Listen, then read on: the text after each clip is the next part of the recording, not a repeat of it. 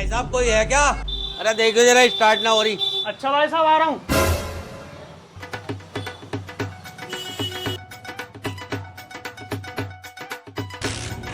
भाई साहब इंजन खराब हो गया, 5,000 रुपए लगेंगे इसमें। अरे भाई 1 मिनट। हाँ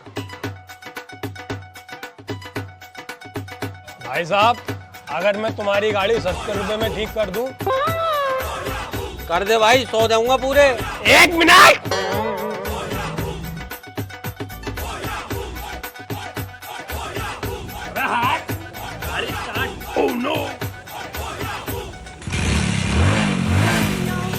हाँ मानते हैं भाई।